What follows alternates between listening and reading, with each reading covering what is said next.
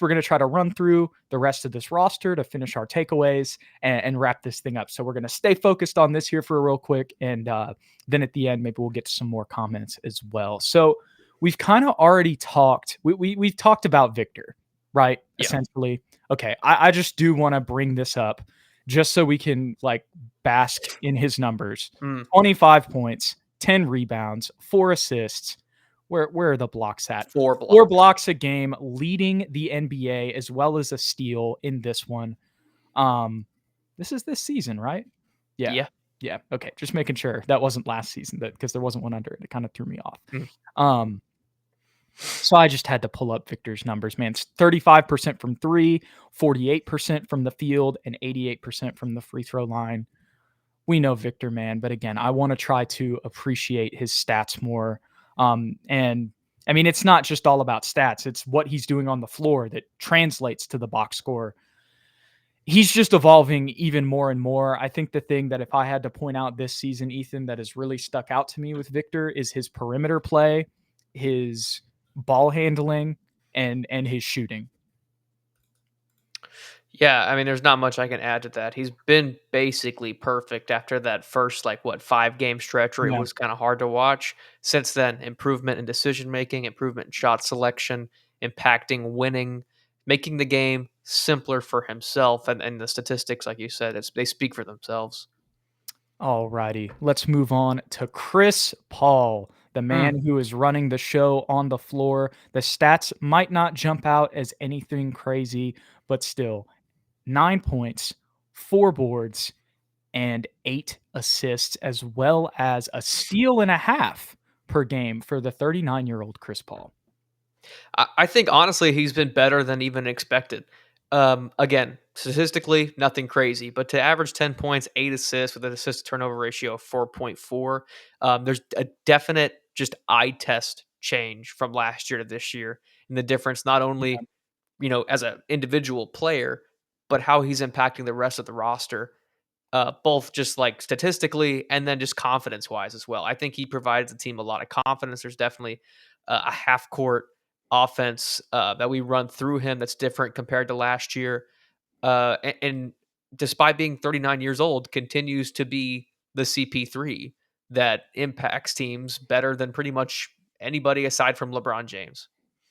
Yeah, Chris Paul's intangibles, the way he reads the floor, the way he can set up sets, none of that has to do with athleticism. It's all basketball IQ. It's all skill-based. And that's continuing to translate as well. 37% from 3 in this season as well. We've had those clutch Chris Paul threes. We even saw one in the Knicks game. As much as the last possession went wrong with us not being able to get 2 offensive boards, there wouldn't have even been a chance if he didn't pull up and hit that crazy 3 to make it 114 to 117. We've seen that in so many other games. At the beginning of the year, we were kind of complaining a little bit because we didn't see any sets. I saw so many sets last night. Now that the team's actually gelling together and we've got a game plan and the guys know each other. Man, Chris Paul has just been Chris Paul, kind of like Pop said. He just wanted him to come in and be Chris Paul, and that has done wonders for the Spurs. Right on. All righty, let's move on to the next vet. We'll stick with the vets here in Harrison Barnes. Harrison started off really, really great, and he's tailed off a little bit statistically as well as playtime wise as of late. But I still think his intangibles, in the same way that Chris Paul's have impacted the team tremendously. I think he's an improvement over what we had last year and Chetty Osman. No disrespect to Chetty, but he's definitely a better player defensively. And then he spaces the floor. I think he's shooting 40% from 3 this year. So just being that veteran presence in the same way that Chris Paul is, but at that wing position. Yeah, I mean, it's really simple for Harrison. He's been a floor spacer, a 3-and-D guy, and really, not to repeat myself from preseason, but kind of what I was saying preseason is what's played out. The main thing for Harrison Barnes is when he's on the floor, that means one less guy is out of position. He's always in the right place. Okay, maybe always, you can have an asterisk. Every player, gets a little bit jumbled from time to time in transition or whatever it means. But for the most part, bringing that veteran presence, as well as the floor spacing and the switchability, the height and the length, yes, there's things that you could criticize about him, but I still think he has helped impact winning and has definitely been an upgrade for us at the 3. Right. And I stand by if Harrison Barnes gets 20 points, we get the dub. That's a fact. Cowboy Tanaka says, let's just hope he can shake off them over 10 shot games. Right. So Mm. there is things here and there to Right. criticize for sure. But I think overall on the whole, that was kind of my takeaway as well. And on the regular season, 40% from 3. Right on. Yes, sir. But in the last 10, 31. So I get where y'all are coming from with a little bit of the frustration from time to time. But let's get into the rest of this roster. So we've talked about Wemby. We've talked about Chris Paul. We've talked about Harrison Barnes. We kind of know what those guys' roles are, for the most part. Let's talk about Jeremy Sochan. What have you seen from Jeremy this year, Ethan? He's at 15 points per game, 8.5 boards, 3 assists, 54% from the field, 26.7% from 3, but I'd still say you can say that I say this every year and it's not right, but I don't really care. I'd still say his 3-point shot looks a little bit better. Maybe that's because he's taking less and he's coming off a 3-for-3 game. Um, but I mean, he's not forcing that much. We don't need to talk about the 3-point conversation because really that's not what Jeremy's game is. And that's not what's flourished this season. It's been the rebounding as well as scoring inside, being a glass cleaner, catching lobs, which is really the game that comes to him that now he's getting to play this year under these circumstances. Yeah, I think a lot of people owe him an apology. Thankfully, we're not included. We've always been Jeremy Sochan supporters, Jude, on this show. But yeah, rebounding tenacity has greatly increased from last year. I think that was what we talked about in the preseason. At least for me, what I wanted to see the biggest improvement on from Jeremy was rebounding, and he has certainly done that at 8 boards a game right now. But he's been a perfect front court pairing for Victor Wembanyama. In a lot of ways where we talk about other guys underperforming next to Victor, Jeremy has overperformed. I didn't think he would be at 15 points a game. Didn't think he'd be at 8 boards a game. Certainly didn't think he'd be shooting 54% from the field overall. Certainly there's areas of improvement for him, but I think he's gotten better as ball handler as well. We saw that point guard experiment that was really ugly to watch last year. It's starting to prove dividends this year because at times we've had to play him at point guard and have him bring the ball up the court, and he certainly looks a lot better in that regard. And then defensively, he's always been a great defender, but he's just continued in that regard. He can guard 1 through 4, sometimes 1 through 5, depending on the matchup, and has been just a Swiss Army knife in every way that we expected him to be when we drafted him.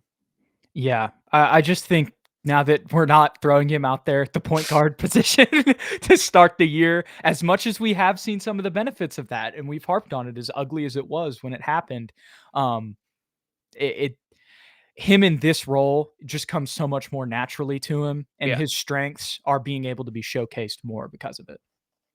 1000%. Alrighty. Any last thoughts on Jeremy, Ethan? No, sir. Alrighty. Let's move to let's go with Devin Vassell. So again, a very nuanced conversation with Mm. Devin, but also I understand why, there are things to criticize as well. Yeah, I can't really make a final judgment of Devin. I know we talked about him earlier in the video, but only 15 games played coming off of that injury. I know he's been injury prone pretty much his whole career. That's definitely a negative that we can talk about, but I won't go there right now. 16 points a game, couple boards, couple of assists. I think he could be better as a playmaker, Jude. I think he can be better being aggressive to the basket because that will open up the rest of his game. But as a floor spacer, he's been great. As a perimeter defender, I think he's been very good. But there's definitely areas for him to improve in those categories that I had mentioned earlier. I just think he needs more time, a larger sample size. Let's give him to the All-Star break to really analyze Devin Vassell because he just needs more minutes in that starting rotation because he only started 4 games so far. And when he came off the bench, he was on a minutes restriction True. too. So like that's the more we talk about this Devin thing, it's not that I want to sit here and make excuses because I get where people are coming from. We brought up Henry Rojas's comment earlier, and when you're watching the games, like there's only so many excuses that you want to take. You know what I mean? For sure. But still, when you're on a minutes restriction, your numbers aren't going to be as big. First of all, and then on top of that, he's just getting pushed into the starting lineup. So I'm with you. I think I want to wait a little bit longer. But when I see Devin at his best, it's again those 25-5 games, whether that's a little bit over 20 points, but you've got some playmaking in there affecting the boards to an extent. I believe his first game back, it was similar to that as well against the Utah Jazz, where he had 21 points in that game and shot very efficiently. So as much as I say the minutes restriction stopped his numbers, his first game where he came back on the minutes restriction, he scored 20 points. So, and again, that was against the Utah Jazz, which is the bottom of the league. So that's key context as well. But still, that also is kind of, a hole in my own argument there. Like even with less numbers, he's been able to still score at times on the minutes restriction. But still with all of that context, coming off the injury, getting into the starting lineup, I'm with you. I want to wait a little bit to make a final evaluation. But what I will say is consistency. Offensively, defensively, like we know the skills and the traits that Devin has. It's just being consistent in them with more talent surrounding him. And that's kind of the interesting thing with Devin Vassell, because as much as we harped on this going into the year that we were so excited to see him playing off of these guys, and at times we have seen the benefits of that, really the main games where he stepped up have kind of been like that last one that we mentioned, where a lot of people were injured when he had 23, 6, and 5. And some of the other 20-point games were all off the bench when he was next to the bench rotation. So kind of in this role next to Chris Paul and Harrison Barnes and Jeremy Sohan, at this point, again, there's key stuff behind it. The injury, just getting his groove with everybody. We've seen that with other guys throughout the year, how that's been important. Like I mentioned with Chris Paul and us, taking it a little bit for us to start running sets with him. I think still, I would have liked, it's only 4 games in the starting lineup. That's the key thing here. But I still would like to see a little bit more consistency, and maybe things seem a little bit, it feels like things are a little bit harder than they should be for Devin with the things surrounding him. Does that make sense? For sure, there's a lot of context to when he's playing and who he's playing with and in what role. Certainly, I'd like to see a consistent role for him, and then we can actually have an analysis. Okay, yeah, I gotcha. But for Devin, what I will say as of right now is just, having less of those peaks and valleys, Yeah, in the field goal percentage, as well as, maybe some mishaps defensively. Because I'll be honest, as much as he had a nice clean block in that Knicks game, and I get that there was a lot of contested shots that Mikal Bridges hit, but at the beginning of the game, Mikal was kind of cooking Devin even on like backdoors and stuff. It wasn't just isolation hitting crazy shots. Like he was able to beat him in some other IQ stuff. And again, he's at a different point in his career, has played in a finals, which Devin Vassell is not. So like that's key as well. But again, those are the things that we'd like to see cleaned up just a little bit more consistency wise. he's middle of the pack defensive rating wise. I just looked it up. He's 11th on the team, right next to Keldon and Malachi, which isn't great company. But below him is Stefon and Blake. So it's hard to Yeah. like is defensive rating really all the end all be all? And then according to this, Mamu, who has had limited play time, is our 4th best defender as well, Yeah. and Zach's our 5th best. We've got some people in the comments. July 26 says his defense has fell off. He feels like Tanner feels like he's been a poor on-ball defender this season. And Clement also says, I'm out on Devin as a serviceable defender narrative, but he's a great offensive player. I'm not panicking on that side. And then to wrap it all up, kind of the sentiment that we came with and you were emphasizing, Ethan, Floyd says, Devin will have to have the season to see what we have. He needs to be more consistent. I think that kind of sums up where we're at. All righty, let's see. We're getting close to an hour here, so maybe we'll punt some of this to the next episode, but we'll go through the main names here. So the next one we got to talk about is Keldon Johnson. We've still seen a game here or there where I think he's had 2 20-point games this season where he's done the same thing that Keldon always does, when we need buckets, except one of those was a blowout, and another one where he had 25 was actually crucial to keeping us stay afloat, which is kind of what we've seen at times over the past 2 seasons. But still, unfortunately, at $20 million, 12 points, 5 boards, 27% from 3 overall, and 20% in the last 10 games for Keldon. Not really too much of a defensive impact as well on the numbers, at least, with basically an assist and a half a game. again, the box score isn't everything. There's a lot of things that Keldon does off the floor that are valuable. But if I'm just being completely honest here, it's been an underwhelming start to the season for Keldon Johnson. And I'm the last person who wants to say that. Right. It's honestly confusing to me on why, because the drop off hasn't just been in one area. It's really been overall. Defensively, I don't expect anything crazy from Keldon Johnson. We know who Right. he is. I think he's giving better effort this year than last year, but we know who he is. He's not going to be a great defender. Uh, but it's scoring the ball, it's playmaking, and it's efficiency for me, Jude. He's shooting 27% from three this year, which is really alarming considering last year he shot 35%, which isn't world breaking, but at least it's respectable. He's gotten to the point where when he shoots a three, it feels like that's our last resort. And I don't expect it to go in, which I didn't think I would be at that level. We know he's going to get 5 boards a game. We know he's going to play with high energy. He's going to get a dunk or two a game, but it's been extremely inconsistent, Jude. And I'm not sure what the cause is. You give him the ball like we did 2 years ago. He averaged 22 points a game on efficient shooting, but you surround him with better talent and you give him a point guard, and it seems like he doesn't necessarily know where his role fits with the other guys. Because, like, who do you want with the ball? Trey Jones or Keldon Johnson? Playmaking, Trey Jones. But then that isolates him to either being a corner shooter or, a crasher to the rim on great cuts. And he's a good crasher to the rim, but not so much a great corner shooter. So I don't know. I expected him to be a more ball dominant guy, Jude, and be able to get his own shot, whether that be in the mid range or on a post up. But it seems like he's not as aggressive as he once was. And I can't even blame him for it because his efficiency is so much lower. I think it comes down to his role this year. And, I think the role was more clearly defined. Um, and I think, unfortunately, the areas that he needed to progress in, again, it's 30 games into the season. We're not even halfway through. Maybe he can turn it around. Let's just say that. That's an asterisk. But we kind of need him to be more of a corner shooter in the way that he plays this year. And he has been taking shots, but 20% in the last 10 games, 27% overall from the field. Like, we're not really asking him to go downhill and just drive inside, and draw two so he can drive and kick anymore, which has kind of been the offense for the Spurs over the past 2 seasons. Now we're Right. not really doing that, even off the bench.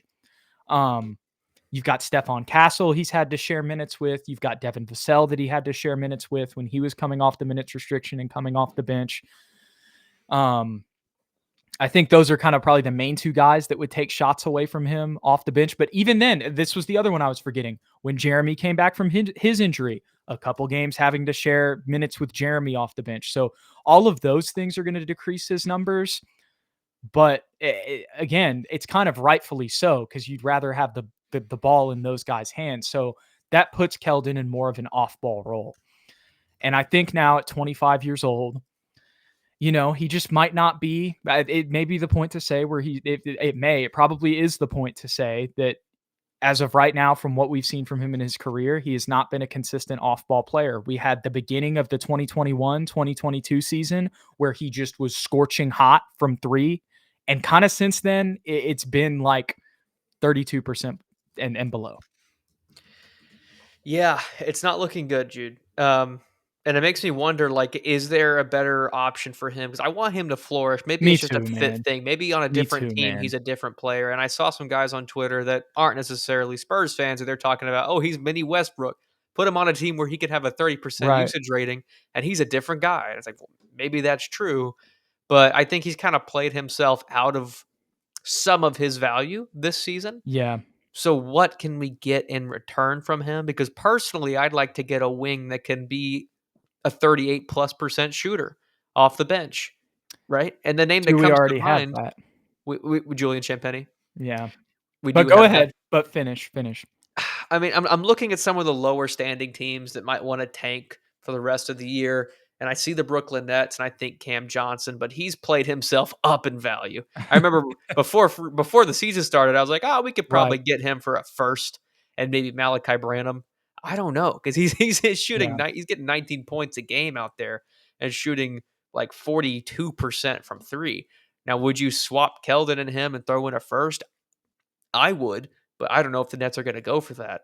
And then I look at the Wizards. I think Corey Kispert, but they're kind of in a weird place. Maybe Keldon would help them win too many games. They're trying to lose games. You know what I mean? I think about Yeah. the Raptors, but Bruce Brown is maybe the only guy they trade, and he's not exactly a great shooter. So it opens up a lot more conversations, a lot more nuance to the trade discussion.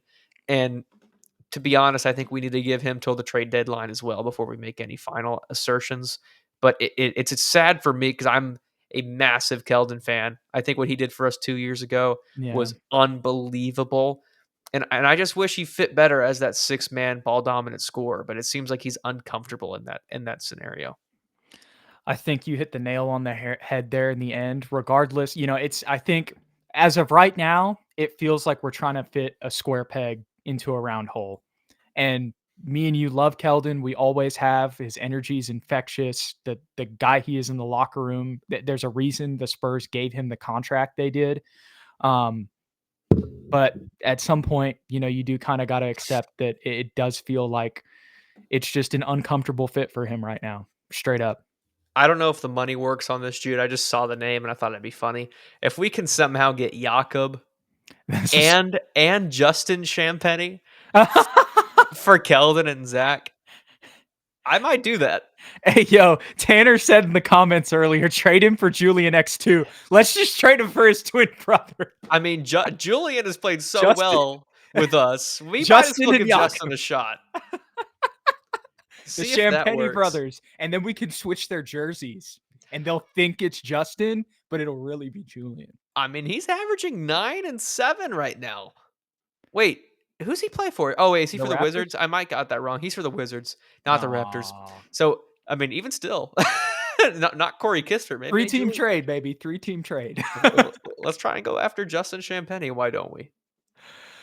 Oh my goodness. Yeah, I think that pretty much wraps up our thoughts on Keldon there, Ethan. Any final thoughts? No. Hopefully he has a better next 2 months than the first 2.5. All righty. Okay, we are getting to the end of the episode here, but we will do a couple more. Let's talk about another person who is huge on this team, Stefon Castle, the rookie who has exceeded our expectations. The stats may not jump out at you necessarily, but still 11.5 points, 4 assists per game, 2.5 boards, a steal a game as well. I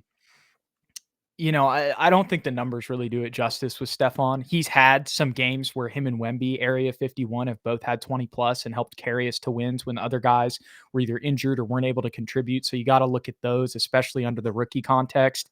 But everything that Stefon does that is like the stuff that makes him the best is stuff that doesn't show up on the stat sheet. Where he places himself, his physicality, his basketball IQ, the way he's able to read the floor, the way that he can set up sets, his versatility and switchability offensively and defensively, and impacting winning as well. I think what he's doing right now, you and I expected him to be that at some point, but I don't think we expected it this quick. Dude, I just love the way the dude, I say kid, he's probably, no, he is younger than us. I'm 24. I'm getting old. The Yeah. kid, he carries himself with so much confidence. Yeah, Tanner, most confident rookie I've seen since Wemby. That's pretty funny, but true. He's got so much aura. I mean, he reminds me in so many ways of Kawhi Leonard. Hopefully it's not in the negative ways, but just a quiet guy that goes about his business and is able to compete at a high level at only 20 years old. Um, I think we need to make this kid a starter, dude. I really Yeah. think he should start next to Devin Vassell at the shooting guard next to Chris Paul, and then have Harrison Barnes come off the bench. I know he's not a great shooter right now. He's only shooting 25% from three, but as a defender, as an attacker to the rim, and as a playmaker, he has been unbelievable so far this year. And I think he was at his best when he was starting during Devin's injury. I think Yeah, he's good off the I bench, agree. but I think he was better when he started. I agree. I see the appeal of putting him in the starting lineup too. I mean, it's going to happen eventually. So that's the other thing. We'll see what happens with Chris Paul. But I mean, ideally, look, they're listing Stefon at 6'6", 215. That's the size of a three. Whether you want to play him at the 2 or the 3, it doesn't really matter. But Devin can definitely slide into that floor spacer role that Harrison was playing beforehand. So I don't think that muddies up the starting lineup very much. And I also think that Harrison coming off the bench would add some value to the bench unit as well. So I definitely see your train of thought there. We'll have to see what the Spurs ultimately do, but I'm kind of with you, man. I just I just love what I've seen from this kid so far. And his intensity and his mentality. Even yesterday, like it was the first time we really saw him celebrate when he dunked over Jalen Brunson and he pointed at him. It's not like super braggadocious or arrogant or anything. It's just, hey, I got you, bro, and still got that stone cold face, man. I can't wait to see what this kid becomes, man. I'm so happy we drafted him, and it really feels like as time goes on, he may be the best player in this draft class. I think for sure, especially no disrespect to this guy, but did you see who the second place Rookie of the Year voter is right now, or Rookie of the Year nominee is right now? Evis Misi. Oh, from Baylor, the center. The center. He's playing for the Pelicans, who are atrocious because of injuries right now. But he's second place right now, and Stefon Castle's running away since the Jared McCain injury. In a couple of years, for sure, he's going to be the second best player on this team. I have no doubt in my mind about that. And Michael Hunt says, "At fellas." Shout out. I like the at fellas. If y'all want to refer to us as at fellas instead of like that. SSPN, I'm not even joking. Like here, like genuinely, I like that. Y'all go with that. Sohan is the best player on this team right now, and next year it will probably be Castle. Good draft picks. Sorry, the comments are funny from Tanner. Oh, oh my goodness. But shout out Beezy. Shout out Brian Wright. Damn right. He may have missed. Was JP his first pick? I can't remember. No. I think it was Samanich. Samanich was his first pick? I think so. All right, he's not perfect. He's had a couple misses, but I mean the castle pick is looking like it's going to go down as a great one. So shout out my guy. Same with Jeremy for sure. Right. And the Victor pick was, it's just all right. Yeah, Garrett as a guarantee. That was just all layup. Right. The only reason I remember that is because I think I looked that up and I was like, oh yeah, it was Jeremy. And then I was like, oh, it was Luka Samanic. Yike. Hey, shout out Trey Jones. Trey Jones, a huge second round pick. Huge. That saved that draft. Yeah, it really did. Well, Keldon.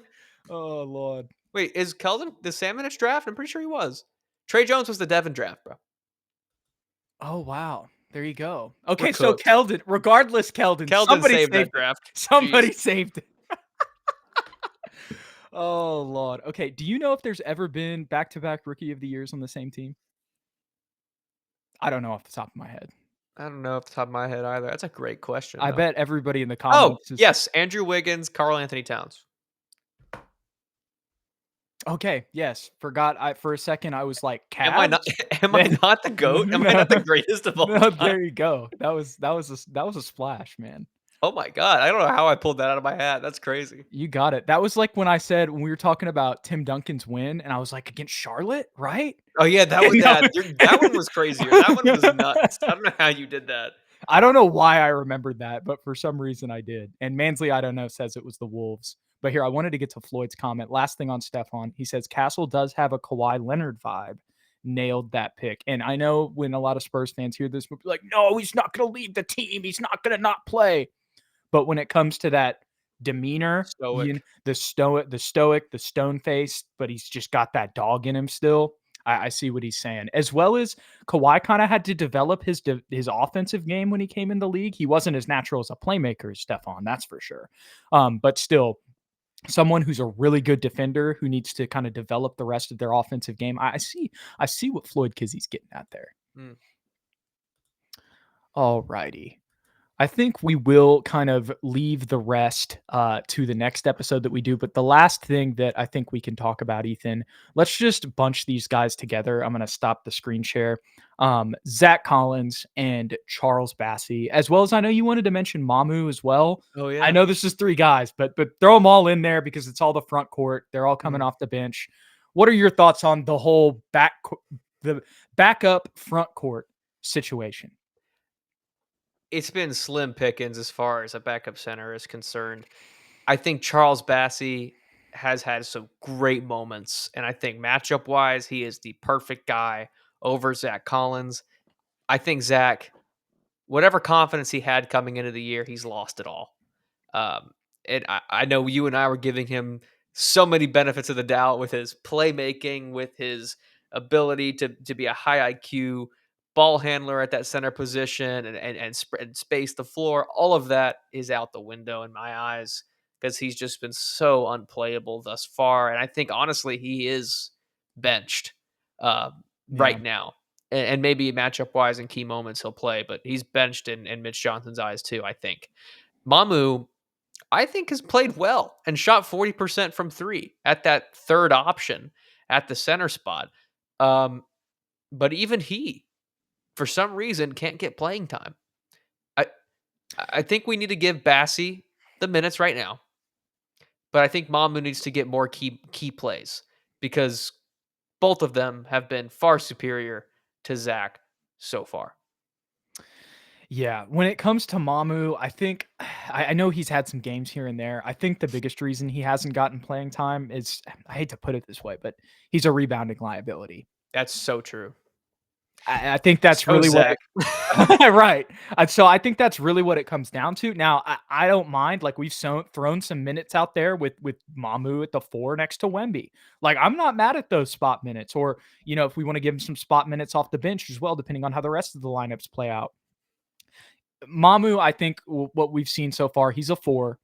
He's a pick Right. and pop 4 who can come in and give you energy. We've seen it for the past 2 seasons in 2 different Nuggets games where he's came in and kind of taken it over and helped us get a win over a team, a championship playoff type team. Obviously, those are just singular games in the regular season, but I really think those games kind of encapsulate what Manu can bring as an energy guy off the bench and a floor spacer. And he does still give effort. As much as I said he's a rebound liability, that's not because he doesn't try. It's just he's almost like it's why he plays the 3 for the Georgian national team. He's Right. more of a slender, skilled guy, but is very tall. And Victor's just a different animal. He doesn't he can have a similar description, but it's just completely different. In regards to Zach and Charles, man, I'm with you. Again, not to agree with you on everything, but straight up, like, if we're playing a backup center, I want it to be Charles over Zach at this point. And I think Charles still even has his deficiencies, but I still like his contract. Like, when I talk about wanting a new backup center, same kind of thing with the Champagny conversation. I'm not mad at keeping Charles as a third string big because you never know when injuries can happen as well. Mhm. Um, and I think also he plays with passion for the Spurs as he kind of grew up here a little bit as well, as much as he was an immigrant from Nigeria. And I think, kind of giving him a second chance in the league as well. I think, knows the system, all that stuff. Like, I think he's very valuable as a third string 5. And I still have some hope for him with what he's done at times this year to maybe potentially be the backup center. But I also think there's a reason we're not playing him. Like, there's a reason we didn't play him yesterday. Right. Um, and I just kind of am trusting in the Spurs coaching staff in that, whenever it comes to my assessment of why they're not playing him in that situation. But at the end of the day, that's kind of where I'm at. And I think I'm even where July 26th is at, as well. He says Bassie and Mamu over Collins. And I think I'm at that position as well too. And I feel bad, for Zach. Here's the one thing I'll say about Zach. As much as we criticize him, and I get everybody else's on court criticisms, and like you said, everything that we had optimism wise for him when we signed him kind of is out the window. Zach has never stopped being a great teammate. He's never Mm. complained. He's still on the bench. He doesn't look like he's pouting or anything like that. He's continued to support the team through this. Right. Obviously, that doesn't impact winning, but I just want to say that about Zach. Like, as much as we can have criticisms for him and we can be frustrated with him, he has been the last thing of a locker room cancer, and I think he's handled this situation very maturely. 100%. Couldn't agree more. Still love that he got technicals and got thrown out of a game and flicked off a ref. Love that. If I think the problem is Moments that he of the makes year, baby. yeah. I think the problem is that he makes 20 mil a year. And you know what's crazy? I'm looking at it right now. Guess who is going to be a free agent next Does season? Zach make 20 mil? Pretty sure he does. I think it might be a little bit less than that, but I could be Let me mistaken. look. Let me look. I'll Correct. look right now. Yeah. Actually, yeah, you're totally right. He's making 16 mil this year. He's Okay. gonna be making 18 mil next year. Damn. That's pretty close to 20 then. That's closer than I thought. Guess who's making 20 mil right now? That's gonna be an unrestricted free agent next year. On our team? No, like in the NBA. And that's a really broad question, but Because I was thinking Keldon, right off the bat. I'll give you one hint. He's from Texas. Like when you say from Texas, do you mean like he himself is from Texas or he's on a Texas team? He himself is from Texas, Okay, I was and gonna he say played college basketball in okay, Texas. okay. This is really broad. I was thinking Clint Capella at first, close. but he's not from Texas. He's not. Give me a second. I don't know. Clint is unrestricted, but that's not who I'm talking about. Miles Turner. Oh, He will be okay. he will Yeah. be an unrestricted free agent making 20 mil this year at 29 years old. And the Pacers aren't playing all that well right now, Jude. That's a guy I'd throw 20 mil at for sure to be a backup center because that is like way overdoing it for a back. And he could even start next to Victor if he wanted to That's play what I was Victor at gonna the say. 4 spot. But we can get into that at a later date. I just thought that was interesting that he's making almost the same amount of money as a guy that can barely get on the court for the Spurs right now. Well, think about it this way: he's making as much money as Keldon as well. Yeah, and impacting winning. Well, I guess he's not impacting winning because the Pacers aren't that great, but you know what I mean. He's a more impactful player than Keldon is right now. Yes, for sure. Especially if you put him on this team, that would the where he would play, whether he would start or come off the bench, is a whole nother conversation. But I definitely am opening to signing Miles Turner. That would be awesome.